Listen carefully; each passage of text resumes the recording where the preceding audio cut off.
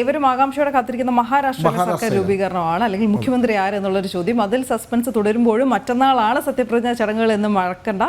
എന്തായാലും മന്ത്രിസഭാ രൂപീകരണ ചർച്ചകളൊക്കെ അന്തിമഘട്ടത്തിലായിട്ടുണ്ട് എന്നതാണ് അവിടെ നിന്ന് അറിയാൻ കഴിയുന്നത്. BJP നിയമസഭാ കക്ഷി യോഗം നാളെ മുംബൈയിൽ നടക്കുകയാണ്. മുഖ്യമന്ത്രി പ്രഖ്യാപനവും യോഗത്തിൽ ഉണ്ടാകും എന്ന് മനസ്സിലാക്കുന്നു. ഗൗതം അനന്തനാരായണൻ വിവരങ്ങളുമായി ചേരുന്നു. ഗൗതം, നമസ്തേ. എന്തായാലും മന്ത്രിസഭാ രൂപീകരണ ചർച്ചകളൊക്കെ അന്തിമഘട്ടത്തിലാണ്. മുഖ്യമന്ത്രി ആരെന്നറിയാനാണ് ഇനിയുള്ള കാത്തിരിപ്പ്. വിനോദ്, നമസ്തേ. BJPയുടെ വളരെ നിർണായകമാകുന്ന നിയമസഭാ കക്ഷിയോഗം നാളെ നടക്കുമെന്നാണ് ദേശീയ നേതൃത്വം ഇപ്പോൾ വ്യക്തമാക്കിയിരിക്കുന്നത്. ഈ നിയമസഭാ കക്ഷിയോഗത്തിന് നേതൃത്വം നൽകേണ്ട അല്ലെങ്കിൽ അതിൽ നിരീക്ഷകരാകേണ്ടവരുടെ പട്ടിക ഇന്നലെ ഉച്ചതിരിഞ്ഞ് BJP ദേശീയ നേതൃത്വം ഡൽഹിയിൽ പ്രഖ്യാപിച്ചിരുന്നു. ധനമന്ത്രി നിർമ്മല സീതാരാമനും അതുപോലെ തന്നെ ഗുജറാത്തിൻ്റെ മുൻ മുഖ്യമന്ത്രിയും മുതിർന്ന നേതാവുമായ വിജയ് റൂപാണിയുമാണ് ഈ നിയമസഭാ കക്ഷി യോഗത്തിനകത്ത് കേന്ദ്ര നിരീക്ഷകരായി ഡൽഹിയിൽ നിന്ന് മുംബൈയിലേക്ക് എത്തുക. നാളെ വൈകുന്നേരം മുംബൈയിൽ നിയമസഭാ കക്ഷിയോഗം BJP ആസ്ഥാനത്ത് ചേരും. BJPയുടെ 132 MLA-മാരാണ് തങ്ങളുടെ കക്ഷി നേതാവ് ആരാകണം എന്നത് സംബന്ധിച്ചുള്ള തീരുമാനം എടുക്കുക.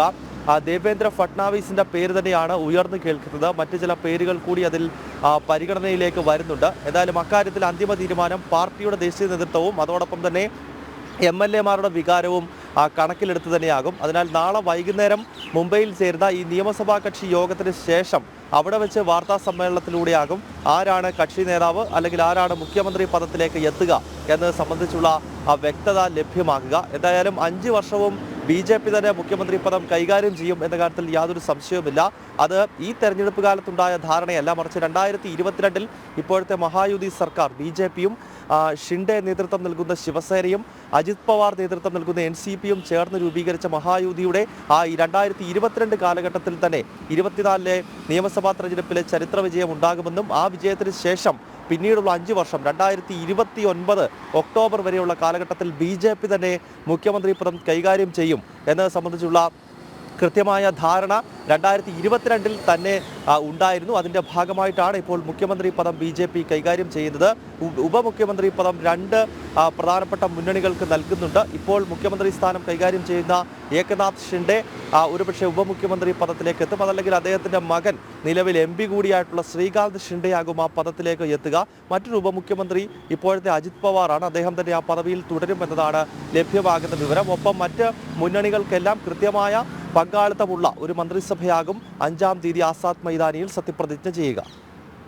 ദേവേന്ദ്ര ഫട്നാവിസ് ആണോ അല്ലയോ എന്നുള്ള കാര്യം കൂടി അറിയേണ്ടതുണ്ട് അല്ലേ? അത് വലിയ ഉദ്വേഗജനകമായ ഒരു രാഷ്ട്രീയ തീരുമാനത്തിന് വേണ്ടി എല്ലാവരും കാത്തിരിക്കുന്ന ഒരു സാഹചര്യമാണ് ഉള്ളത്. അത് അങ്ങനെ തന്നെ ദേവേന്ദ്ര ഫട്നാവിസിൻ്റെ പേരിന് തന്നെയല്ലേ മുൻതൂക്കം, ഗൗതം?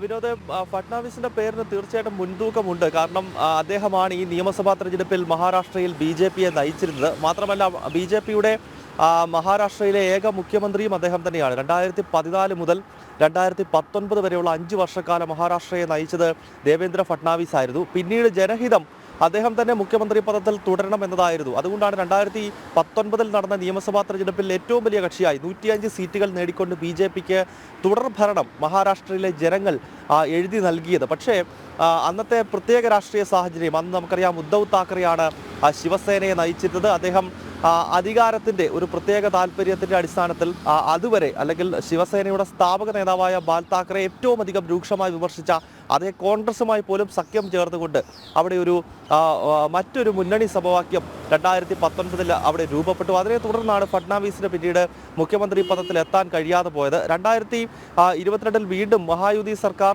സത്യപ്രതിജ്ഞ ചെയ്യുന്ന ഘട്ടത്തിൽ ഫട്നാവിസിന് വേണമെങ്കിൽ മുഖ്യമന്ത്രി പദത്തിൽ എത്താമായിരുന്നു, അല്ലെങ്കിൽ BJPക്ക് എത്താമായിരുന്നു. കാരണം ഏറ്റവും വലിയ കക്ഷി മുന്നണിക്കകത്ത് BJP ആണ്. പക്ഷേ ഒരു രാഷ്ട്രീയ മര്യാദ, അതോടൊപ്പം തന്നെ ഒരു ചെറു കക്ഷിയെ വളർത്തിക്കൊണ്ട് വരിക, ഏകനാഥ് ഷിൻഡെയെ പോലെ വളരെ താഴെ തട്ടിൽ നിന്നും വരുന്ന ഒരു നേതാവിന് മുഖ്യമന്ത്രി പദം നൽകുക, അത്തരത്തിലൊരു സന്ദേശത്തിൻ്റെ അടിസ്ഥാനത്തിലാണ് BJP അന്ന് മുഖ്യമന്ത്രി പദം തൽക്കാലം വേണ്ട എന്നൊരു നിലപാട് സ്വീകരിച്ചത്. അപ്പോൾ സ്വാഭാവികമായും ഭൂരിപക്ഷം MLA-മാരുടെയും വികാരം ഫട്നാവിസിന് അനുകൂലം തന്നെയാണ്. അദ്ദേഹത്തിൻ്റെ പേര് തന്നെ ഉയർന്നു കേൾക്കാനാണ് സാധ്യത. പക്ഷേ ഇതിനകത്ത് ചെറിയൊരു കൺഫ്യൂഷൻ വരുന്നത് ഈ മറാഠ വികാരവുമായി ബന്ധപ്പെട്ടാണ്. കാരണം നിലവിൽ അവിടുത്തെ ഏറ്റവും വലിയ സമുദായമായിട്ടുള്ള ഏതാണ്ട് 28% വരുന്ന മറാഠ വിഭാഗം അവർക്ക് സംവരണം ലഭിക്കുന്നില്ല എന്നത് സംബന്ധിച്ച് വലിയ അതൃപ്തിയിൽ നിൽക്കുകയാണ്. ഈ ഘട്ടത്തിൽ മറാഠ വിഭാഗത്തിൽ നിന്നുള്ള ഒരു മുഖ്യമന്ത്രി വേണോ വേണ്ടയോ എന്നത് സംബന്ധിച്ചുള്ള ചില ചർച്ചകൾ നടക്കുന്നുണ്ട്. അതല്ല എങ്കിൽ തീർച്ചയായും ഫട്നാവിസ് തന്നെ ആ പദത്തിലേക്ക് എത്തുമെന്ന കാര്യത്തിൽ സംശയമില്ല.